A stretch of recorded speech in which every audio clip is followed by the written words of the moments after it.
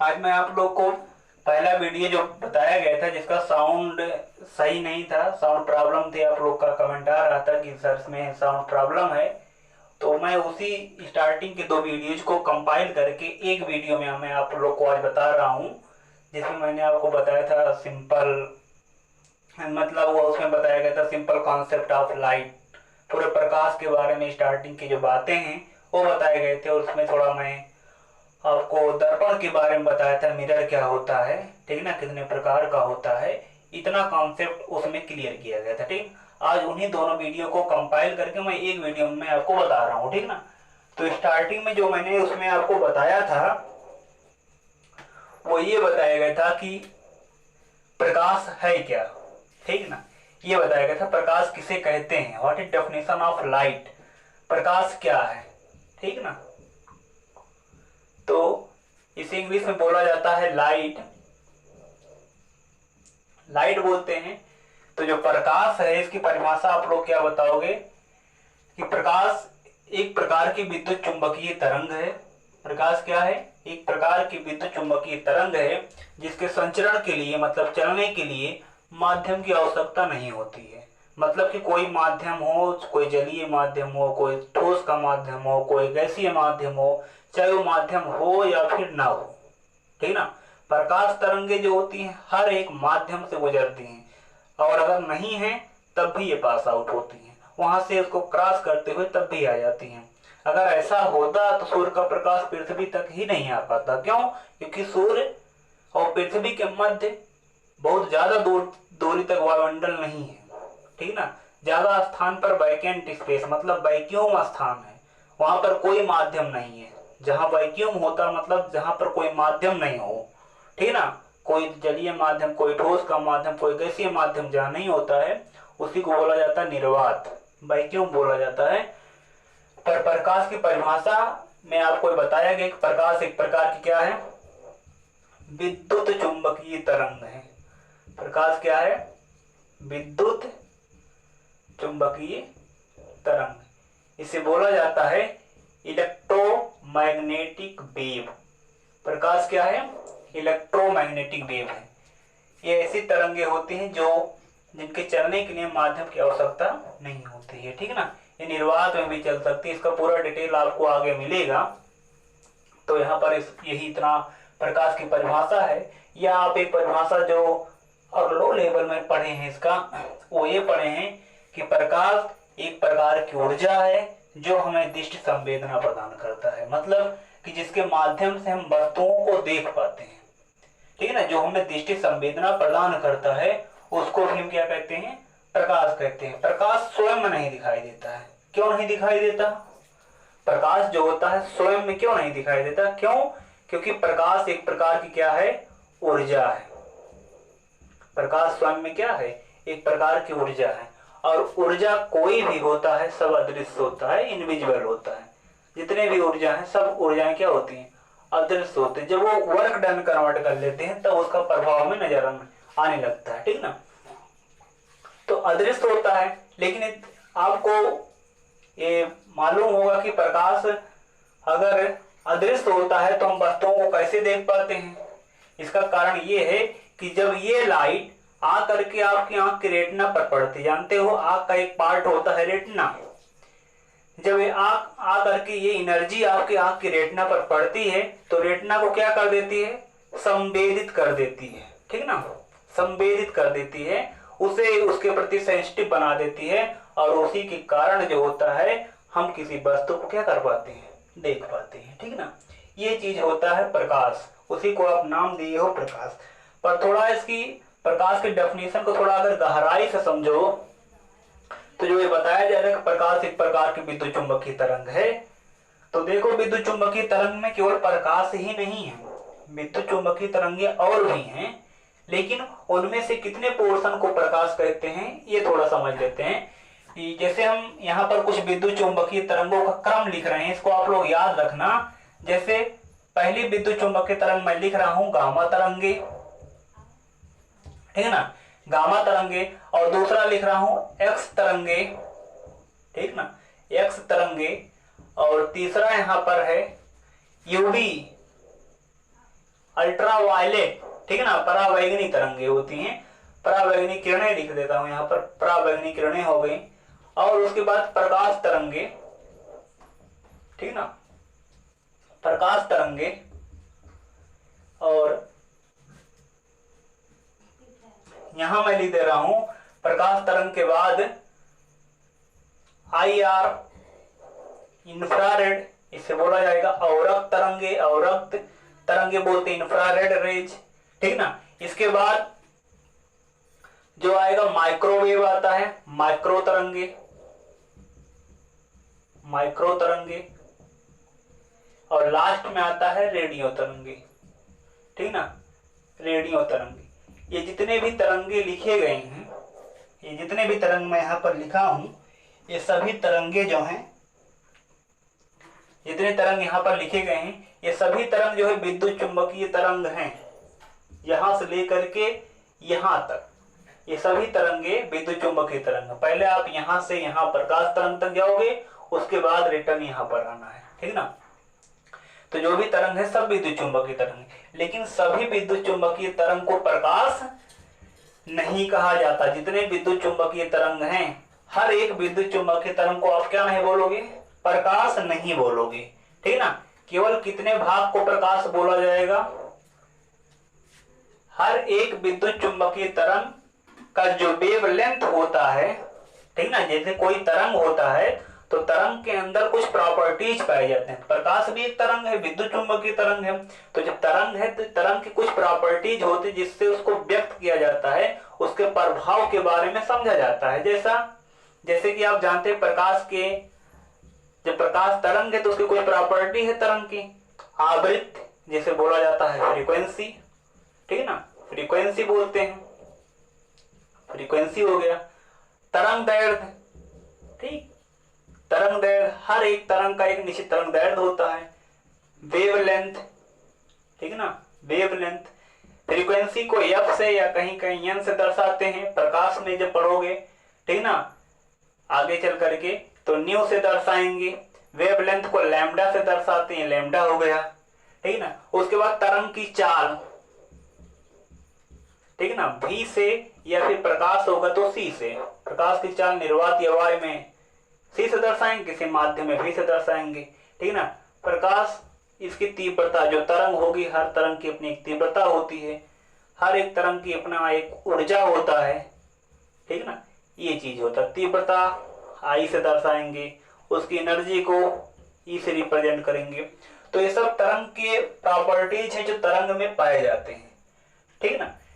लेकिन मैं जो परिभाषा प्रकाश का बता रहा हूं आप लोग को वो याद रखना होगा कि केवल उस विद्युत चुंबकीय तरंग को आप प्रकाश बोलोगे जिसकी वेवलेंथ, क्योंकि हर एक तरंग का एक निश्चित वेवलेंथ होता है, जिसकी वेवलेंथ, तरंग दैर्ध्य जो होती है, अगर वो तरंग दैर्ध्य 4000 एंगस्ट्रॉम से लेकर के 8000 एंगस्ट्रॉम के बीच हो, 4000 एंगस्ट्रॉम से लेकर के 8000 एंगस्ट्रॉम, एंगस्ट्रॉम दूरी का एक बहुत छोटा मात्रक है, जिसे आप बोलते हो 1 एंगस्ट्रॉम इक्वल टू 10⁻10 मीटर, ठीक ना। ये दूरी का बहुत छोटा मात्रक है, इससे बहुत छोटे छोटे जीवाणुओं के आकार, बैक्टीरिया जो होते हैं उनके आकार का मापन इसमें किया जाता है, ठीक ना। तो ये इसका अगर तरंग दैर्ध्य जो हो 4000 एंगस्ट्रॉम से लेकर के 8000 एंगस्ट्रॉम तक हो, या फिर किसी किसी बुक में आपको ऐसा मिलेगा 3900 एंगस्ट्रॉम से लेकर के 7800 एंगस्ट्रॉम, ठीक ना, 3900 एंगस्ट्रॉम से लेकर के 7800 एंगस्ट्रॉम तक हो। तो जिस विद्युत चुंबकीय तरंग की तरंग दैर्ध्य, वेवलेंथ 8000 से लेकर 4000 से लेकर के 8000 तक होता है, उसी विद्युत चुंबकीय तरंग को केवल प्रकाश कहते हैं, सबको प्रकाश नहीं कहते हैं।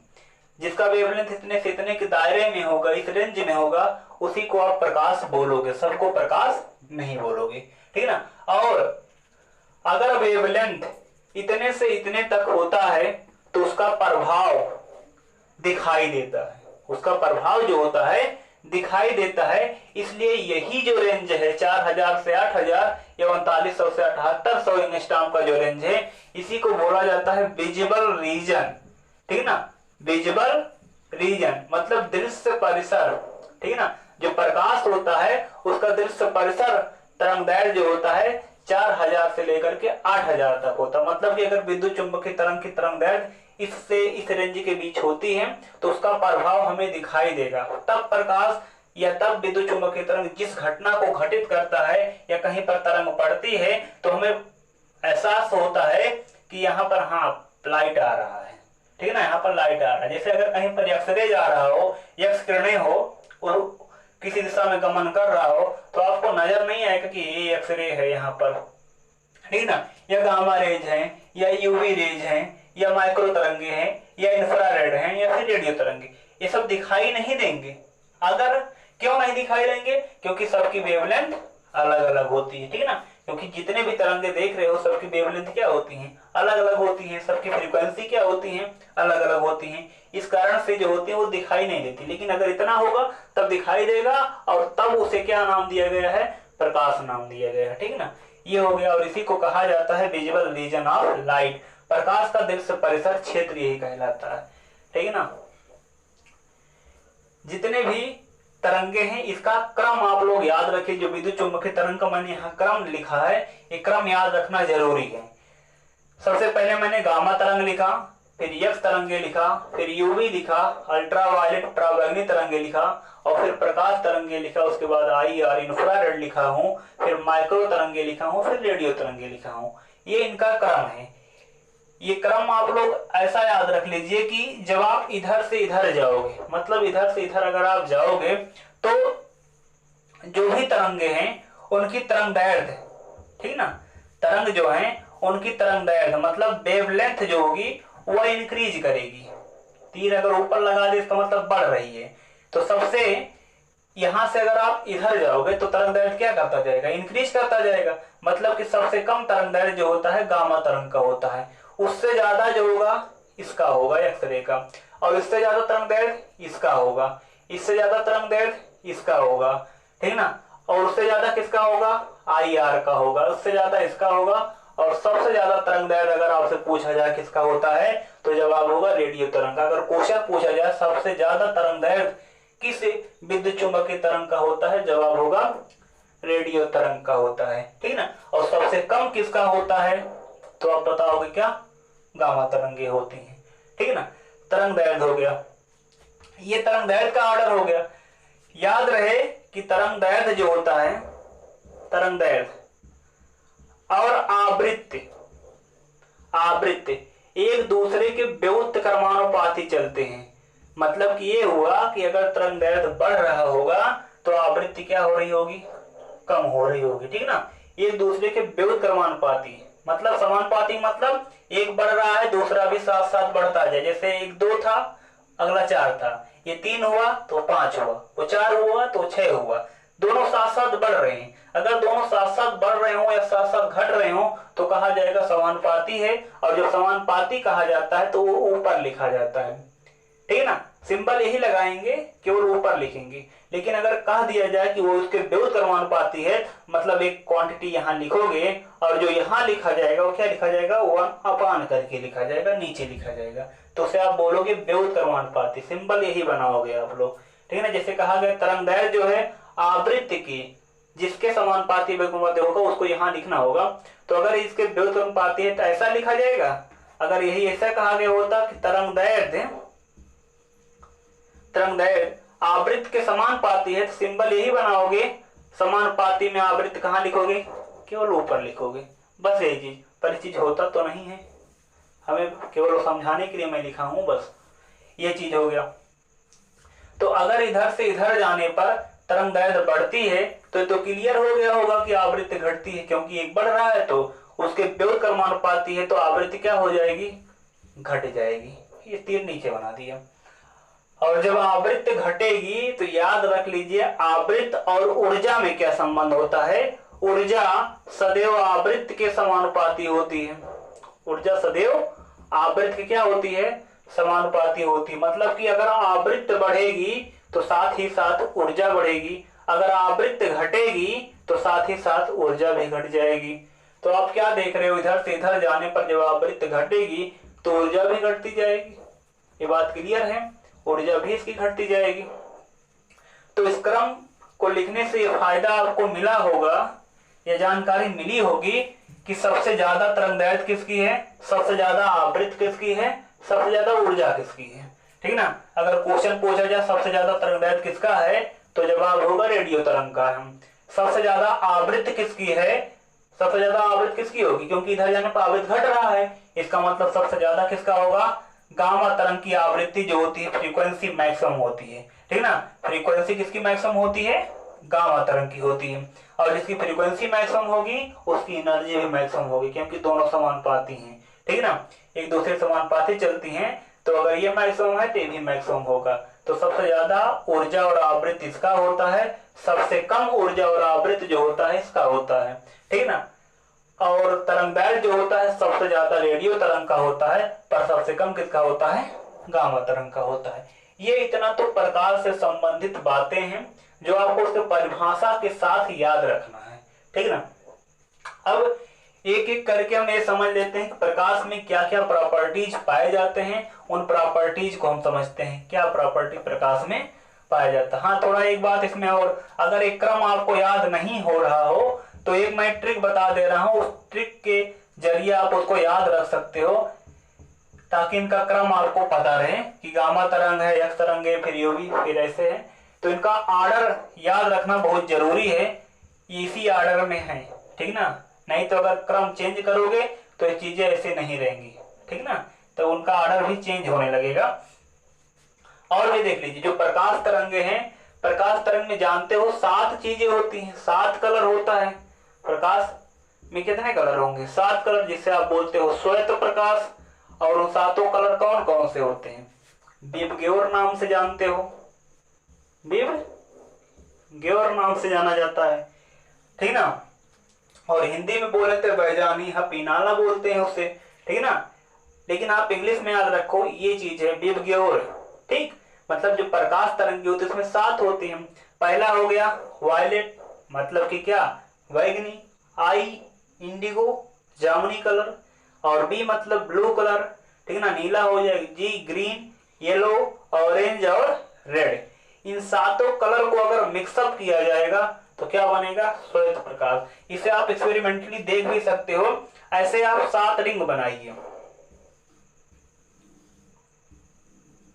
ऐसे 7 रिंग बनाइए और हर एक रिंग स्टेप वाइज भर दीजिए। पहला वाला रिंग आप कलर कर देना वायलेट से, दूसरा वाला इंडिगो से, तीसरा वाला ब्लू से, चौथा ग्रीन से, ऐसे सब कलर कर दीजिए। उसके बाद उसको घुमा दीजिए, जैसे यहाँ पर होता नहीं, पंखे में लगा घुमा देते हैं, मोटा छोटा वाला जो होता है उसको लगाकर घुमाते हैं उसको, तो देखोगे जब घूमेगा, ठीक है ना, जब घूमेगा तो देखोगे आपको ये कोई इंडिविजुअल कलर आपको नहीं नजर आएगा, आपको एक व्हाइट लाइट नजर आएगी, व्हाइट लाइट नजर आएगी, श्वेत प्रकाश नजर आएगा, ठीक ना। तो इतने चीजें जो होते हैं लाइट में उपस्थित रहती हैं, 7 कलर, ठीक ना। और इन 7 कलर में देखो क्या होगा, अगर हम इसको यहाँ लिखें तो आप इधर से इधर चलोगे और इधर से इधर चलने पर क्या हो रहा है, तरंगदैर्घ्य क्या होता जाता है, बढ़ता जाता है। मतलब कि सबसे ज्यादा अगर श्वेत प्रकाश में देखें तो जो रेड कलर होगा उसका तरंगदैर्घ्य क्या होगा, सबसे ज्यादा होगा। मतलब कि इसका वेवलेंथ जो होगा वो बढ़ता जाएगा, और जब वेवलेंथ बढ़ता जाएगा तो उसकी फ्रीक्वेंसी जो होगी एफ वो घटती जाएगी, और ऊर्जा जो होगी वो भी क्या हो जाएगी, घटती जाएगी।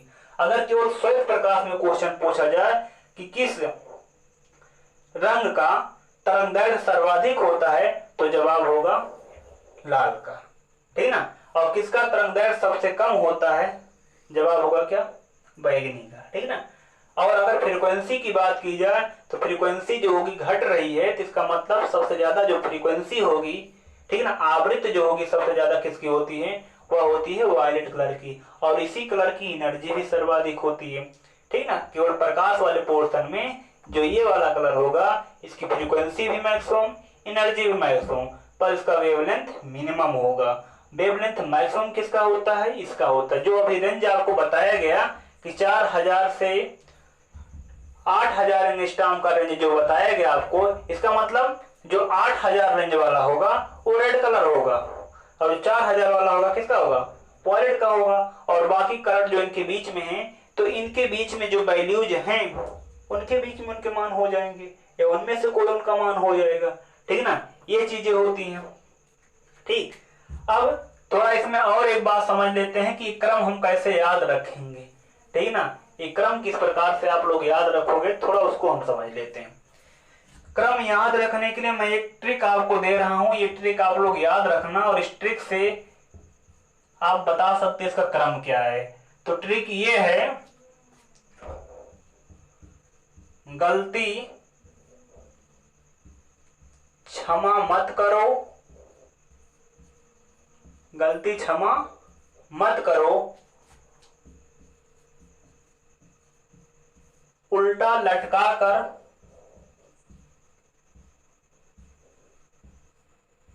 इतना मारो, मारो कि इतना मारो कि रो दे। ये इसका ट्रिक होगा, इसके जरिए आप उनका आर्डर याद रख सकते हो। जैसे हर एक शब्द का अपना कुछ मतलब होगा, कुछ शब्द इसमें ऐसे भी लिखे गए होंगे जो केवल इसको बनाने के लिए प्रयोग किए गए, उसका कोई मतलब नहीं होगा, ठीक ना। जैसे यहाँ पर लिखा गया है गलती, यहाँ गा आया तो गा से हमें समझ जाना होगा गामा, गा समझ जाना होगा गामा। क्षमा जो है, क्षमा से आपको याद रखना होगा कि ये यक्ष के लिए प्रयोग होगा, ठीक ना।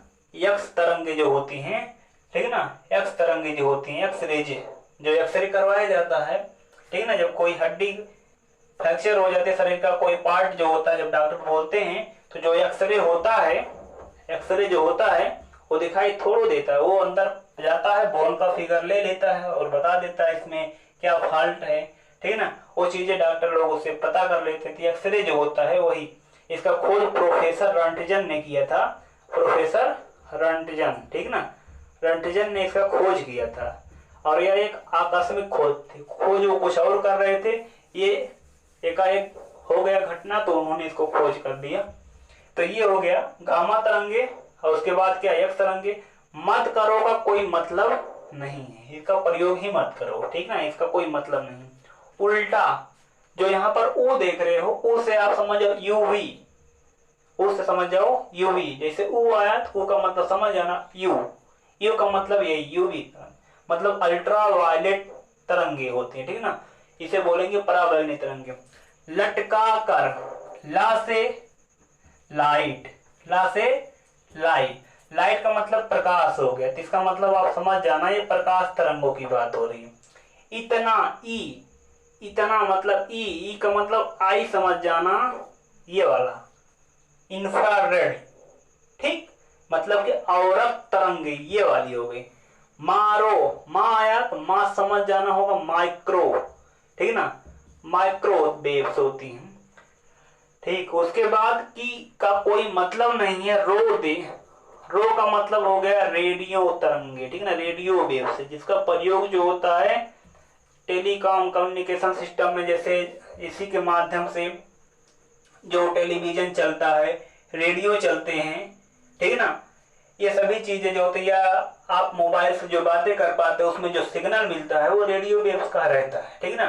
ये सभी चीजें हैं। इस तरंग की खोज जो है, रेडियो तरंगे जो होती है, इसकी खोज जो है प्रोफेसर हर्ट्ज ने किया था, ठीक ना, हर्ट्ज ने इसका खोज किया था, professor hertz.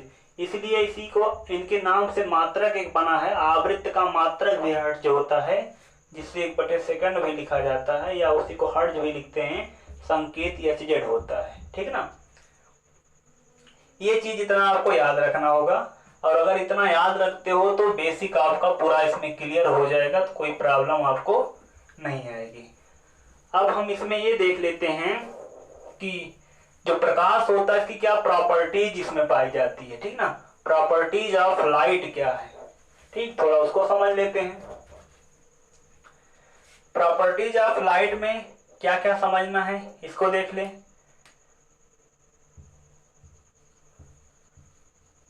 Properties of light, प्रकाश के गुण, प्रकाश के जो गुण है उसमें से एक गुण यही आप लिख सकते हो कि प्रकाश एक विद्युत चुंबकीय तरंग है। ये पहली प्रॉपर्टी, ये क्या है, प्रकाश क्या है, विद्युत चुंबकीय तरंग है। मैं संपूर्ण पाठ को नहीं लिख रहा हूं, बस केवल यही लिख दे रहा हूं, प्रकाश विद्युत चुंबकीय तरंग है, ठीक ना। ये चीज आप लिखोगे, प्रकाश विद्युत चुंबकीय तरंग है।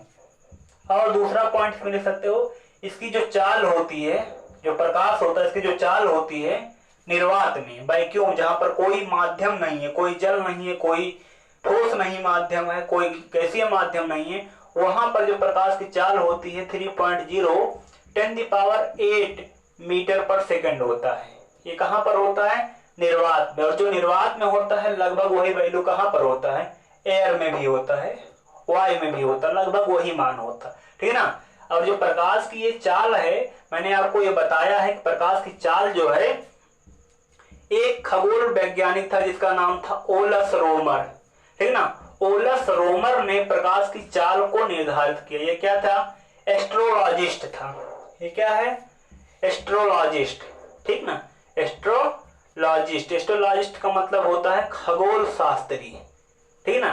खगोल शास्त्री का मतलब वो होता है, ऐसे ये वैज्ञानिक होते हैं जो आकाशीय पिंडों के बारे में जानकारी प्राप्त करते हैं, ठीक ना। जैसे कि ग्रह, उपग्रह, उल्का पिंड, पुच्छल तारे, ध्रुव तारे, ये सब चीजें जो होती हैं, जो आकाशीय पिंड है, उनमें जो होते हैं अपने समय को देते हैं और उससे ज्ञान को अर्जित करते हैं, ठीक है ना। ब्रह्मांड की छुपी हुई मतलब अनसुलझी पहेली को समझने की कोशिश करते हैं वैज्ञानिक ढंग से, यही होते हैं खगोल शास्त्री, ठीक है ना। इन्हीं को बोला जाता है खगोल शास्त्री, ठीक है ना। जैसे आप लोग पेपर में देखते होंगे कि वैज्ञानिकों ने एक नया ग्रह खोजा, ये पृथ्वी कितना भारी है, ठीक है ना। ये सभी चीज जैसे कि आप पेपर में देखते हैं, तो ये लोग जो खोजते हैं वो यही लोग रहते हैं, खगोल शास्त्री रहते हैं। तो उसी पर उन्हीं परिवार का एक सदस्य है जिसका नाम है क्या? ओलस रोमर। इन्होंने प्रकाश की चाल को सर्वप्रथम डिफाइंड किया और 3.0 10⁸ मीटर पर सेकंड हुआ। इसका मतलब ये क्या है? अगर इसको आप किलोमीटर में कन्वर्ट करो तो 3.0 10⁵ हो जाएगा। मीटर में है, किलोमीटर में जब कन्वर्ट 1000 से भाग कराओगे तो 10⁸ तो है ही है, 1000 से भाग मतलब 10⁻³ से भाग हो जाएगा। भाग घाते घटती आधार समान है, 8 से 3 निकालोगे 5, इतना किलोमीटर पर सेकंड। इतना किलोमीटर का मतलब हो जाएगा 3 लिख करके 10⁵ मतलब 5 जीरो बढ़ा लोगे आप। किलोमीटर पर सेकंड मतलब क्या? इकाई, दहाई, सैकड़ा, हजार, 10,000, लाख। मतलब प्रकाश जो है 1 सेकंड में 3 लाख किलोमीटर की दूरी ये तय करता है। 1 सेकंड में, 1 सेकंड में तय की जाने वाली दूरी वही चाल होती है। तो यह प्रकाश की चाल है कि 1 सेकंड टाइम बीतेगा तो 3 लाख किलोमीटर दूरी प्रकाश तय कर चुकी होगी। ये प्रकाश की चाल हो गई। क्लियर इतना पार्ट? अब इसमें जो 2 पॉइंट हो गए तो क्लियर हो गया। अब इसका तीसरा पार्ट समझ लेते हैं कि जो प्रकाश होती है, इसकी जो तरंग दैर्ध्य होती है, वेवलेंथ जो होती है, तरंग दैर्ध्य पहले ही आपको बताया गया। इसकी तरंग दैर्ध्य जो होती है वो कितना होता है? 4000 एंगस्ट्रॉम से लेकर के 8000 एंगस्ट्रॉम तक होता है, ठीक ना। 4000 एंगस्ट्रॉम से लेकर कितना होता है? 8000 एंगस्ट्रॉम तक के प्रकाश का क्या होता है? तरंग दैर्ध्य होता है, ठीक ना। तो आपको ये याद रख लेना है। किसी किसी बुक में मैंने आपको पहले बता दिया कि 3900 एंगस्ट्रॉम से लेकर के 7800 होता है। कहीं कहीं देखोगे लिखा होगा 7600 भी लिखा होगा। तो ये रेंज है, इसमें कुछ भी वैल्यू थोड़ा 100-200 का अंतर हो भी सकता है, क्योंकि ये एक रेंज है, ठीक ना। ये तो प्रकाश की तरंग दैर्ध्य हो गई। अब एक प्रॉपर्टी प्रकाश की ये है, चौथी प्रॉपर्टी, कि प्रकाश में कौन कौन से गुण पाए जाते हैं। जैसा कि आपको पता है कि प्रकाश में परावर्तन का गुण पाया जाएगा। यही आपका पहला हेडिंग भी रहेगा, रिफ्लेक्शन ऑफ लाइट, ठीक ना। प्रकाश में परावर्तन का गुण पाया जाता है। परावर्तन प्रकाश का एक गुण है।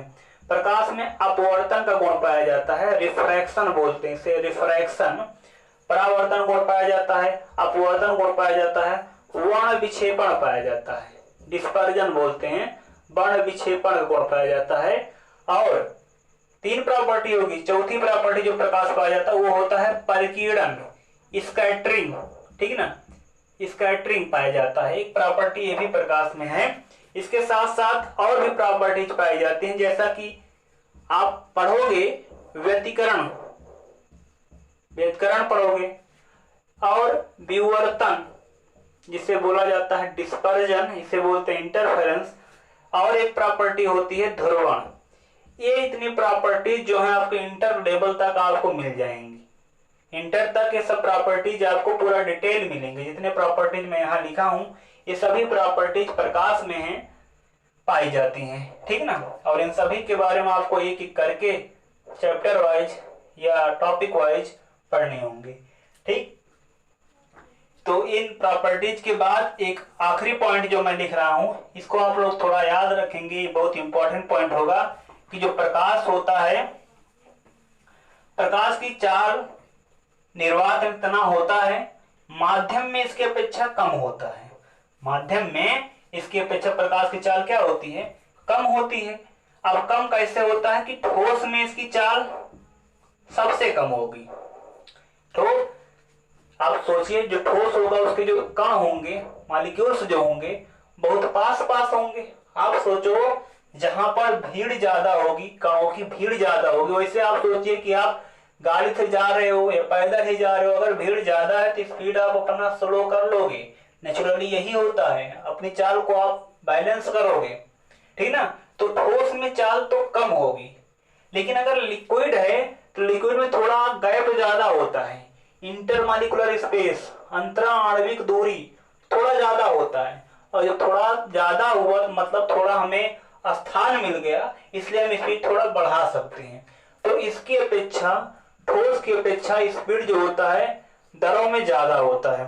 तो इससे ज्यादा स्पीड किस में होता है, दरों में होता है। और दरों से ज्यादा गैप या रिक्त स्थान या रिक्तियां, एम्प्टी स्पेस कहाँ होता है, गैस में होता है, इसलिए गैस में स्पीड और ज्यादा हो जाएगी। तो ये क्रम होगा, इसको आप लोग याद रखोगे। जब आप इधर से इधर जाओगे तो प्रकाश की जो चाल होगी वो बढ़ती जाएगी, प्रकाश की चाल जो होगी वो बढ़ती जाएगी, चाल बढ़ती जाएगी और तरंग दैर्घ्य भी बढ़ता। जब भी चाल बदलेगी तरंग दैर्घ्य भी बदलेगा या बढ़ेगा, अगर बढ़ रहा है बढ़ेगा, घट रहा है घटेगा, ठीक ना, ये चीज है। तरंग दैर्घ्य भी इसका बढ़ेगा। लेकिन याद रहे आवृत्त कोई भी परिघटना जब इनमें से हो रहा होता है तो आवृत्त उसका बदलता नहीं है। आवृत्त जो होता है केवल सोर्स के चेंज होने पर, जहां से प्रकाश को उत्पन्न किया गया, तो हमारे लिए जो प्रकाश स्रोत रहा होगा, सोर्स ऑफ लाइट जो हमारे लिए रहा होगा, अगर वो चेंज होगा, ठीक ना, तो जो होगा फ्रीक्वेंसी चेंज होगा, अदरवाइज फ्रीक्वेंसी चेंज नहीं होता है।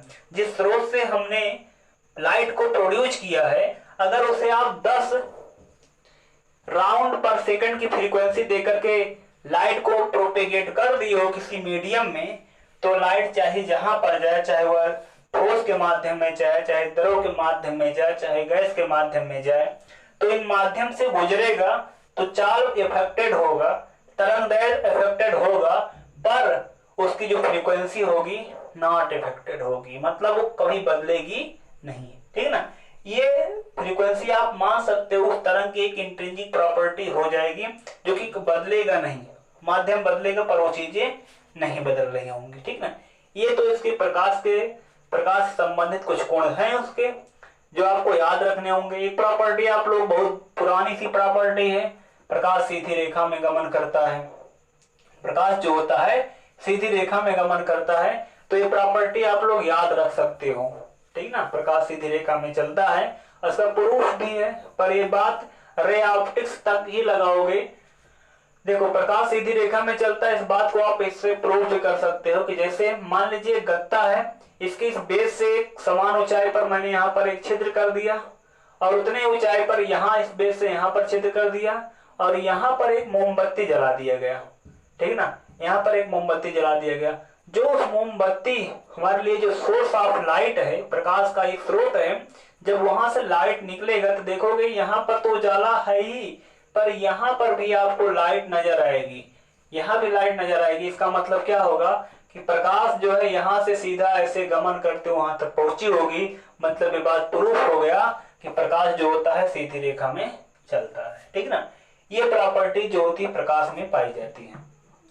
अब देखिए प्रकाश के जो प्रॉपर्टीज आप पढ़ लोगे, तो इस प्रॉपर्टीज के बाद एक एक करके हमें इनके डेफिनेशन पढ़ने होंगे, जैसा कि परावर्तन पढ़ना होगा, अपवर्तन पढ़ना होगा, ये सभी बातें हमें इसमें पढ़नी होंगी। तो हम केवल एक हेडिंग आज आपको बताएंगे, परावर्तन, ठीक है ना। इसको थोड़ा समझ लेते हैं। और जो क्लास 12th में जब आप लोग इस बात को पढ़ोगे, या क्लास 12th वाले भी जो पढ़ रहे हैं, वो ऐसा समझ लें कि अब उनको ये टॉपिक जो मैं प्रकाश पढ़ा रहा हूं, उनको ये टॉपिक ऑप्टिक्स में पढ़ना होता है, प्रकाशिकी में। इसे बोला जाता है प्रकाशिकी बोलते हैं, ठीक ना, प्रकाशिकी बोला जाता है। प्रकाशिकी किसे कहते हैं, आप ये समझ जाओ कि ऑप्टिक्स जो है फिजिक्स की एक शाखा है। जैसे कि साइंस की 3 शाखाएं हैं, 3 ब्रांचेज हैं, जिन्हें आप बोलते हो फिजिक्स, केमिस्ट्री और बायोलॉजी, 3 मेन ब्रांचेज हैं। तो जो फिजिक्स है, भौतिक विज्ञान जो है, उसके भी बहुत से ब्रांचेज हैं। इलेक्ट्रिक्स है, इलेक्ट्रॉनिक्स है, ठीक ना, इलेक्ट्रोमैग्नेटिज्म है, ऐसे बहुत से मैकेनिक्स है, ठीक ना। इस प्रकार से बहुत से ब्रांच फिजिक्स के भी हैं। और उसी ब्रांच में से एक ब्रांच प्रकाशिकी भी है, जिसे बोला जाता है इंग्लिश में ऑप्टिक्स, ठीक ना। तो इसमें हमें करना क्या होता है कि प्रकाशिकी परिभाषा क्या बताओगे, यह भौतिक विज्ञान की एक शाखा है जिसके अंतर्गत हमें प्रकाश के, ठीक ना, प्रकाश के गुण और व्यवहार के बारे में अध्ययन करना होता है। प्रकाश की प्रॉपर्टी क्या है, प्रकाश का व्यवहार क्या कैसा होता है जब इसका माध्यम चेंज होता है, ठीक ना, या एक स्थान से दूसरे स्थान से जब गमन करता है तो कैसे इसके व्यवहार में अंतर आता है, इसका क्या प्रभाव दिखाई देता है, ये सभी चीज जिसमें आप पढ़ोगे वही होगा प्रकाश की। तो प्रकाश की परिभाषा बताओगे कि भौतिक विज्ञान की वह शाखा जिसके अंतर्गत हम प्रकाश के गुण और व्यवहार के बारे में अध्ययन करते हैं, उसी को ऑप्टिक्स कहते हैं, प्रकाशिकी कहते हैं। और प्रकाशिकी को पूरा डिटेल में समझने के लिए इसे 2 पार्ट में डिवाइड कर दिया गया है, 2 पार्ट में डिवाइड किया गया है। एक कहलाता है रे ऑप्टिक्स, एक होगा क्या, रे ऑप्टिक्स, और एक होगा वेव ऑप्टिक्स, ठीक ना, एक होगा वेव ऑप्टिक्स। रे ऑप्टिक्स इसी को कहते हैं हिंदी में किरण प्रकाश की, हिंदी में इसे बोलेंगे क्या, किरण प्रकाश की बोलेंगे, ठीक। और इसे जो बोलेंगे, इसे बोलेंगे तरंग प्रकाश की, ठीक है ना, तरंग प्रकाश की। जो किरण प्रकाश की ये लिखा गया है, इसके अंतर्गत हम प्रकाश के जिस भी व्यवहार, जिस भी गुण का अध्ययन करेंगे, वो हमारे दैनिक जीवन से संबंधित होंगे। दैनिक जीवन संबंधित होने का मतलब ये है कि उनके प्रभाव आपको दिखाई दे रहे होंगे। जैसे कि परावर्तन के प्रभाव, परावर्तन का नहीं, किसी वस्तु का प्रतिबिंब बनता है और हम किसी वस्तु को देख पाते हैं, मैं आपको देख पाता हूँ, आप मुझे देख पाते हो। जो इमेज फॉर्मेशन होता है वो परावर्तन के कारण ही हो पाता है। या फिर आप क्या नाम है, अपवर्तन को देख लीजिए, अपवर्तन के कारण जो होता है तारे टिमटिमाते नजर आते हैं, ठीक ना, वो अपनी एक्चुअल पोजीशन से थोड़ा अलग स्थान पर नजर आते हैं। या फिर किसी ग्लास में कोई मतलब कि पेन रखा गया हो और बाहर से देखोगे तो उसका तल जो होगा थोड़ा तिरछा नजर आता है, सब भी अपवर्तन कारण होता है। ऐसे बहुत से प्रकाश के प्रभाव हैं जो आप इसमें पढ़ोगे। जो चीज आप अपने दैनिक जीवन में देखते हो, जिन घटनाओं को प्रकाश के, वो सभी चीजें किससे संबंधित होती हैं, रे ऑप्टिक्स से संबंधित होती हैं। इसलिए इसका एक नाम और पड़ गया है जर्नल ऑप्टिक्स, ठीक ना। इसे बोलते हैं क्या, जनरल ऑप्टिक्स बोलते हैं, मतलब सामान्य प्रकाश की होता है। लेकिन तरंग प्रकाश की में क्या होता है, तरंग प्रकाश की में हमें प्रकाश के ऐसे गुण और व्यवहार के बारे में अध्ययन करना होता है जो वेव पर आधारित होती है। प्रकाश एक वेव है, प्रकाश एक तरंग है जो इस पर आधारित होती है। प्रकाश के वेव नेचर को रिप्रेजेंट करने वाली चीजें होती हैं। और इसमें हम पढ़ते क्या हैं, जैसे वेव नेचर पर आधारित जो प्रकाश के प्रॉपर्टीज होती हैं, वो होती है क्या, व्यतिकरण होता है, जो क्लास 12th में पढ़ोगे, व्यतिकरण। और विवर्तन होता है, विवर्तन जिसे बोलते हैं डिफ्रैक्शन, इसे बोलते हैं इंटरफेरेंस। और तीसरा टॉपिक होगा ध्रुवण। ये तीनों चैप्टर जो हैं क्लास 12th में होंगे। और यहां से क्लास 12th में करीब आप मान सकते हो 5 नंबर तो कम से कम इन तीनों चैप्टर से आप मिला करके उम्मीद कर सकते हो बोर्ड एग्जाम के लिए 5 से 7 नंबर की उम्मीद आप इससे लगा सकते हो। ये टॉपिक इतनी इंपॉर्टेंट है। और रे ऑप्टिक्स के अंतर्गत आपको क्या पढ़ना होता है? रे ऑप्टिक्स के अंतर्गत आप परावर्तन पढ़ते हो, अपवर्तन पढ़ते हो, अपवर्तन पढ़ते हो, परिकिरण पढ़ते हो, परिकिरण पढ़ते हो, ध्रुवण पढ़ते हो।